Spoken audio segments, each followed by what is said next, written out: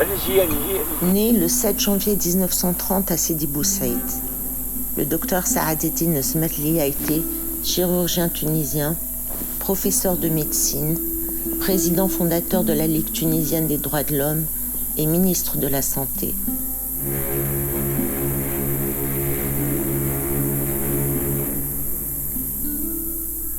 Il est connu pour avoir été le pionnier de la greffe du rein, puisqu'il en avait réussi en 1978 la première dans le Maghreb.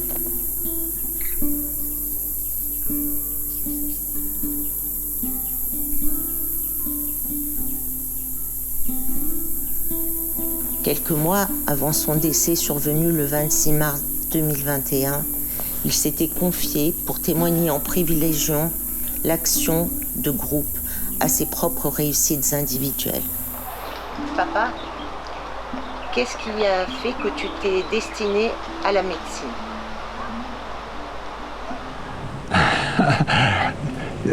C'est assez bizarre parce que, en réalité, j'ai pas choisi la médecine en tant que médecine comme mon futur. Il n'y avait pas d'études de médecine, d'études médicales en Tunisie. Et je me suis dit, si je voulais aller à Paris pour faire n'importe quelles études, il fallait que j'aille tout d'abord à Paris. Donc j'ai débarqué à Paris. Et une fois à Paris, je me suis trouvé engagé avec les gens qui arrivaient à Paris de ma génération, d'Afrique du Nord, où j'ai rencontré des amis marocains, en particulier. Et donc je me suis inscrit dans un des hôpitaux de Paris, où très particulièrement, j'ai commencé par me faire une crise de rhumatisme articulaire aigu, ce qui m'a valu une hospitalisation à l'hôpital universitaire de Paris, c'est-à-dire en plein centre n'est-ce pas? Bon, et puis voilà. Et j'ai donc continué à naviguer dans ce sens-là. Voilà. La question que je voulais te poser, c'était par rapport à l'autre dimension qui a occupé ta vie et qui se présente dans un contexte politique de la naissance de la Ligue tunisienne des droits de l'homme. Dans quel contexte politique est née cette Ligue tunisienne des droits de l'homme? Eh bien, dans un contexte politique qui était celui, tout d'abord, du parti unique, le Parti socialiste destourien. Dans ce cadre-là, la Ligue n'était pas souhaitée. On ne voulait pas de création de la Ligue qui aurait pu porter, pas atteinte, mais qui aurait pu vouloir remplacer dans pas mal de domaines, et dans le domaine notamment de celui des droits de l'homme, qui aurait remplacé le pouvoir public, le gouvernement, la justice. Eh bien, elle n'était donc pas attendue, et son arrivée n'a pas été applaudie. Il n'empêche, à travers les discussions qu'il y a eu entre les hommes politiques,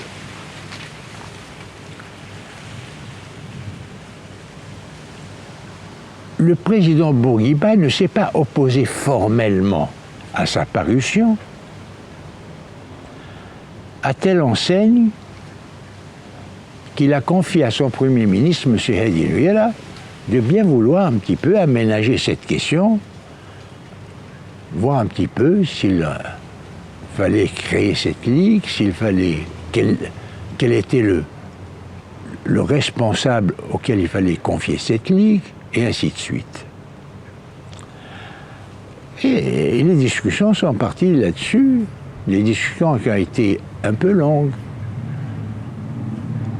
Un certain nombre de personnalités ont été touchées d'ailleurs, et notamment M. Mahmoud El-Messadi, qui était à ce moment-là ministre de l'Éducation nationale, auquel on aurait proposé d'être le président de la future Ligue.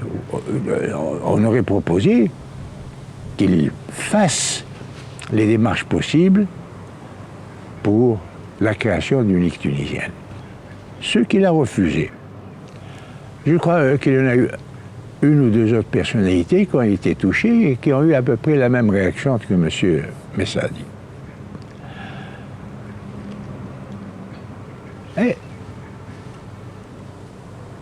la personne qui a été touchée, d'ailleurs, avant moi, a été le docteur Essafi. Le docteur Essafi a accepté, si on veut, de procéder à cette création. Malheureusement, le destin en a voulu autrement. Et au cours d'un accident tragique, un accident de voiture,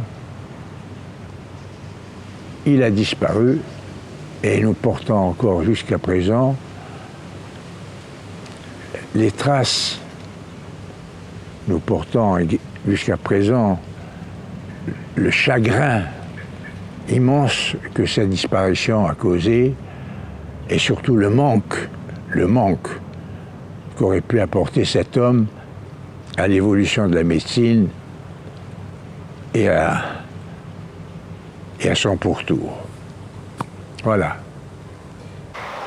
Mais j'aurais voulu dire que c'était le premier interne musulman, enfin le premier interne tunisien des hôpitaux de Paris, à avoir passé le concours en 1952. Il nous a ouvert la voie des concours.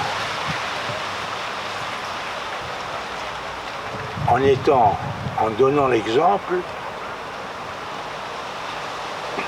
d'une part, et également en démontrant que faire de la médecine,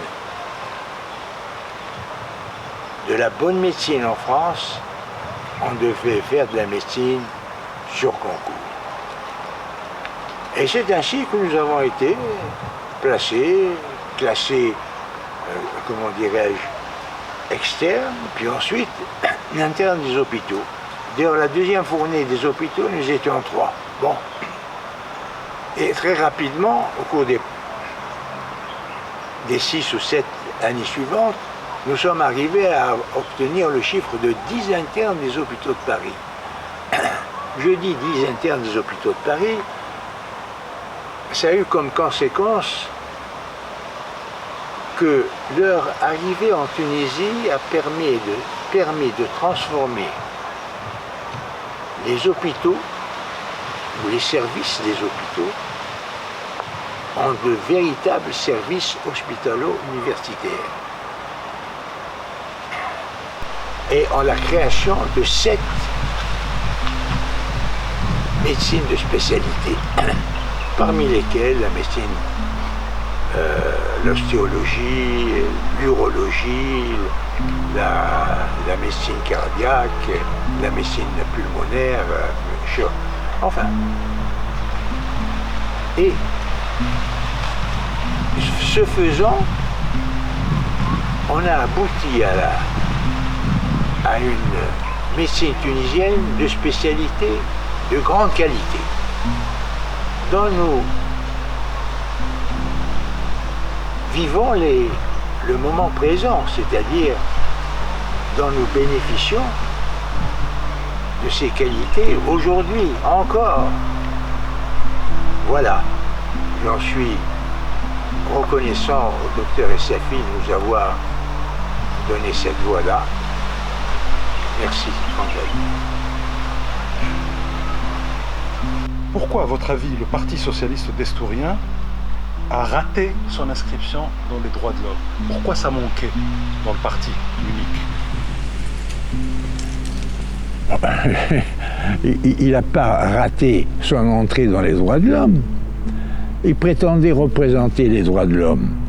Mais représenter les droits de l'homme, il faut avoir une capacité d'indépendance absolue vis-à-vis de tous les autres ministères, de toutes les autres disciplines.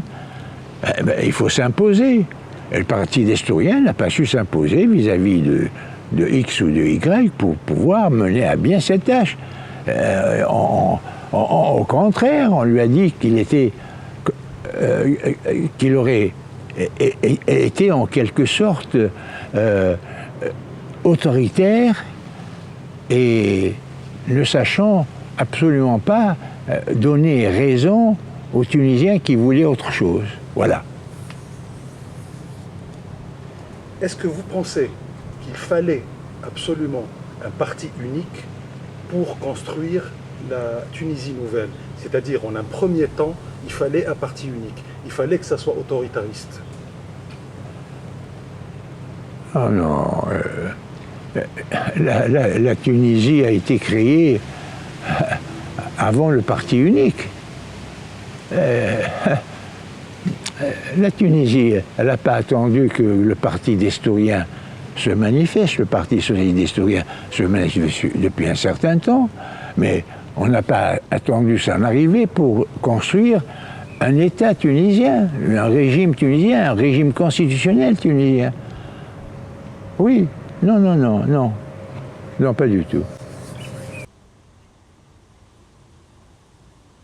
Mais alors cette forme que prend la Tunisie des débuts, années 60, 70, 80, oui. Est-ce que c'est quelque chose de tunisien qui forme l'ancien régime, quelque chose d'inscrit dans les Tunisiens qui donne la forme à l'ancien régime, au parti unique, ou est-ce que c'est la personnalité de Bourguiba qui produit ce système? Est-ce que c'est nous ou c'est l'homme? C'est une question à laquelle on ne peut pas répondre de façon claire si c'est l'un ou l'autre qui a dominé. Je crois qu'il a fallu la participation des deux pour arriver à cette forme de Tunisie que nous connaissons tous. D'ailleurs, c'est une forme de Tunisie qui est assez particulière.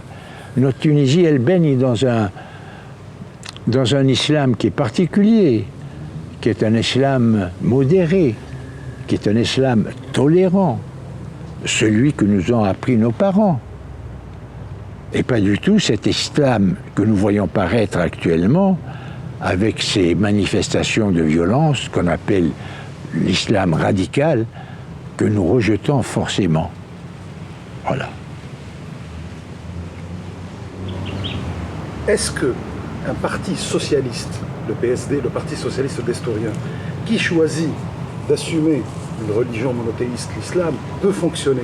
Est-ce qu'un socialisme islamique, ça a existé ou ça a eu à un certain moment une définition dans l'esprit de votre génération? Le Parti socialiste, on ne peut pas dire qu'un parti est capable de choisir une religion pour son pays. Ça veut dire quoi? Ça veut dire que demain, M. Tel, le secrétaire général du Parti socialiste d'Estourien, dit l'islam que nous préconisons est cet islam-là et pas un autre. Ça n'existe pas, ça. Ça ne peut pas exister. Et ça n'a pas existé. Est-ce qu'en tant que citoyen tunisien, en tant qu'ancien ministre et en tant que fondateur de la Ligue tunisienne des droits de l'homme, est-ce que vous êtes pour la suppression de la mention de l'islam de la Constitution tunisienne? La suppression de la mention de l'islam de la Constitution tunisienne? Absolument pas. Pourquoi voulez-vous que je la supprime, cette mention de l'islam? La Tunisie est un pays arabe dont la religion et l'islam, c'est... Bon, je ne vois rien de contradictoire avec un pays moderne. Quoi, alors, un pays qui serait musulman ne pourrait pas être moderne? Je ne pense pas. Moi, je ne suis pas tout à fait d'accord avec votre interprétation, si vous l'avez eue. Hein. Oui?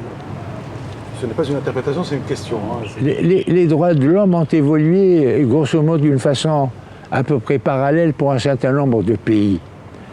par exemple, si on prend l'exemple des 3 pays maghrébins, le Maroc, l'Algérie et la Tunisie, eh bien, c'est la Tunisie qui a eu l'inspiration première de créer la première Ligue des droits de l'homme. Elle a été suivie en ce sens-là, ensuite, par le Maroc, et enfin, par l'Algérie. Bon, ce qui fait que nous ne pouvons pas dire que un pays se dit, voilà, je vais construire mon pays avec ceci, une représentation unique. Non, ceci n'existe pas. Vous pensez sans doute que l'islam porte en lui les germes des droits de l'homme. Vous savez, c'est une question horriblement malfaisante. L'islam qui porte des germes, il ne porte aucun germe, ce n'est pas du tout quelqu'un, il n'est ni malade, ni au lit. L'islam est bien portant, l'islam est une conception religieuse, idéologique, qui s'est construite pas à pas, et comme je vous le disais tout à l'heure, celui que nous vivons, c'est l'islam sunnite, tolérant et comment dirais-je, et bienveillant, en quelque sorte, et que nous avons accepté de nos parents. Voilà. Que ça vienne des organisations des droits de l'homme et organisations afférentes internationales, notamment franco-européennes. On nous reproche beaucoup, notamment sous la présidence de Bourguiba Ben Ali, l'existence d'atteintes aux droits de l'homme, de torture dans les prisons, d'arrestations abusives, etc. Qu'en-est-il exactement? Bien. Alors, tout d'abord, un point d'histoire, c'est que la notion même des droits de l'homme n'existait pas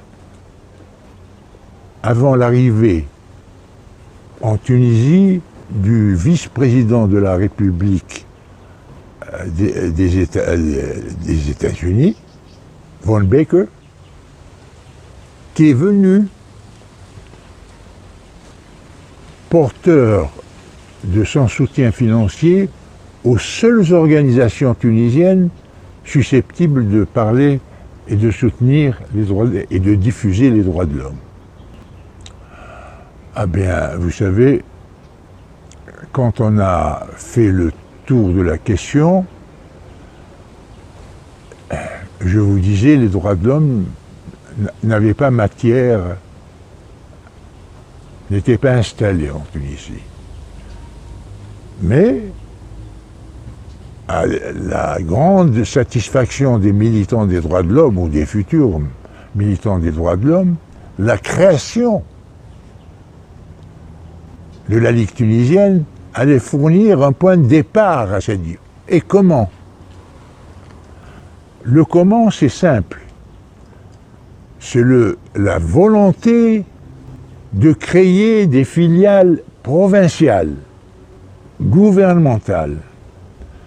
Eh bien, s'accompagner d'un mouvement de troupes, d'une explication aux gens de la province, et l'installation d'un bureau qui lui-même reprenait un petit peu ce que le premier progrès avait été fait pour le relancer de nouveau un peu plus loin et un peu plus loin. C'est ainsi que les choses ont été faites. Alors, c'est vous dire que un jour, en 1979, à l'occasion d'un congrès de la Fédération internationale des droits de l'homme, en prenant la parole, moi-même, on m'avait invité ils attendaient de moi que je leur fasse connaître qu'est-ce que c'est que cette Ligue des droits de l'homme qui a déjà 4000 représentants et qui a 30 sections locales, provinciales. Quand j'ai dit cela, ajoutez à cela que notre action locale n'empêchait pas une action internationale, en particulier le soutien de Mandela. Les gens se sont soulevés comme un bloc unique et ont applaudi vivement. C'était une standing ovation. Voilà, messieurs.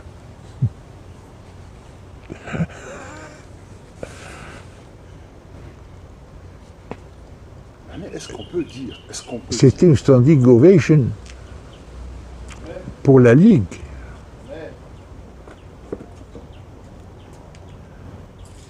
Je disais donc que cette standing ovation était pour la Ligue, mais était également pour son président, le docteur Smerli. Ben oui. Il avait ainsi été possible, grâce à son élection de vice-président de la FIDH, de permettre de proposer l'adhésion des ligues africaines à la Fédération des droits de l'homme. Et ainsi, peu à peu,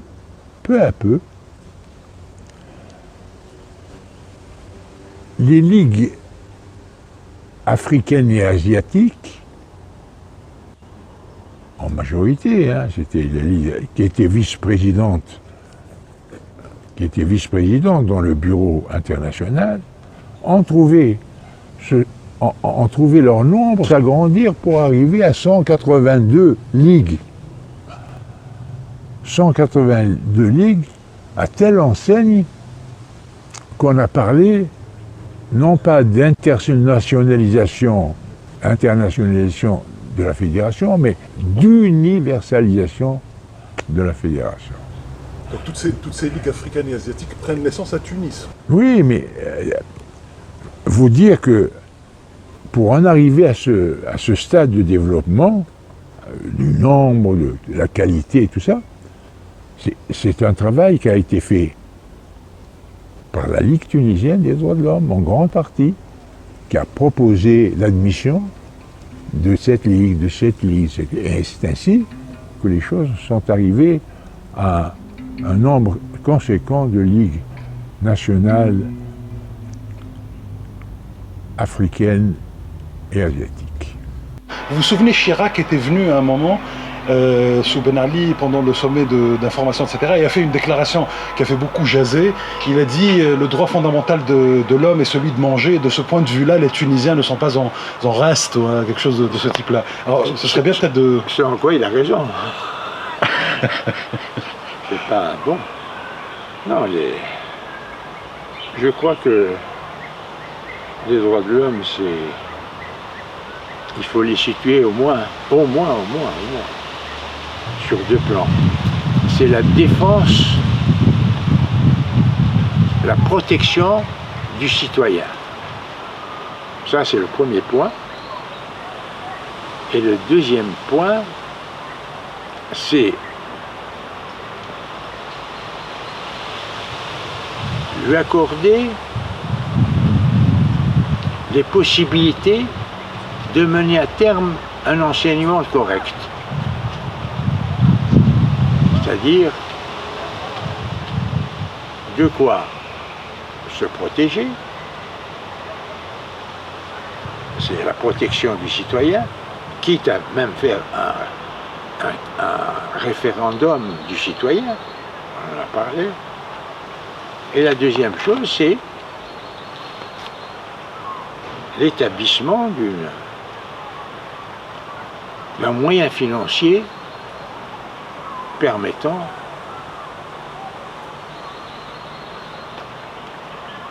aux citoyens de vivre convenablement. Voilà. Les deux choses. Et la liberté d'expression? La liberté d'expression, c'est sûr, la liberté d'expression. Enfin, vous savez, il y a la liberté d'expression, si on veut dire, la liberté de circulation, il y a toutes les libertés qui sont fondées dans, quand vous dites la protection de l'individu, ça couvre un certain nombre de domaines, vous savez déjà.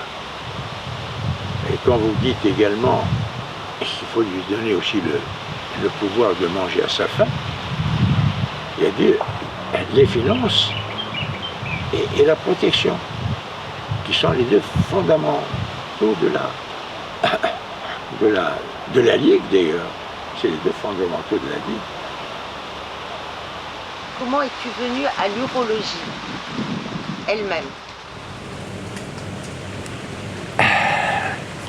À l'urologie, j'ai passé mon concours d'internat des hôpitaux de Paris, après avoir été externe des hôpitaux en 1952. En 1955, j'ai passé le concours d'internat des hôpitaux de Paris. J'ai réussi avec un rang très convenable. Je pense que j'étais 24e sur 100, sur les 100 reçus définitivement. Ce qui était une bonne place. Je dis cela parce que ça me permettait, dans le choix des hôpitaux, dans le choix des universités que j'allais choisir, dans les hôpitaux que j'allais, dans les services que j'allais choisir, dans les patrons que j'allais pouvoir fréquenter, de pouvoir poser ma candidature relativement assez tôt par rapport à mes autres partenaires ou mes autres adversaires, si on veut. Non, pas adversaires, mais mes autres partenaires ou mes... Voilà. Voilà, c'est ainsi que j'ai fait l'urologie, voilà. Alors, l'urologie, elle s'est imposée à moi d'une façon assez particulière. Je terminais mon internat précisément chez Roger Couvler, le grand maître de l'urologie européenne. D'ailleurs, Roger Couvler, chirurgien, urologue européen. C'est ainsi qu'on le dénommait, pour vous dire un petit peu sa réputation et son niveau et la qualité de son enseignement. Eh bien, avec Roger Couvler, en réalité, quand j'étais interne chez lui, je devais quitter son service pour aller dans ma vocation première qui était la chirurgie thoracique. Et il m'a convaincu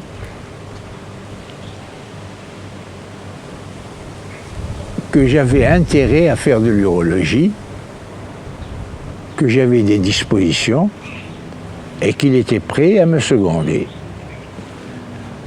Alors je ne savais trop dire au début, mais ayant participé à toute l'évolution de l'urologie qu'il a construite et dont il faisait l'enseignement, j'étais émerveillé par cet homme quant à la qualité de son enseignement. Et d'ailleurs, quelques années plus tôt, j'avais été interne dans un service d'urologie où il y avait le professeur Michon qui était secondé par 2 assistants chirurgiens des hôpitaux, de l'INOT et du Four. Eh bien, vous savez, je peux vous dire qu'en l'espace de 1 mois, ou moins d'1 mois, j'avais appris tout ce que j'avais appris pendant tout le semestre d'urologie chez Michon. Alors, j'étais donc époustouflé par cet enseignement, par les qualités de son savoir, de sa manière de faire, et je me suis engagé dans l'urologie. Alors, en réalité, L'urologie, le point de départ de l'urologie en Tunisie, c'est Charles Nicolle.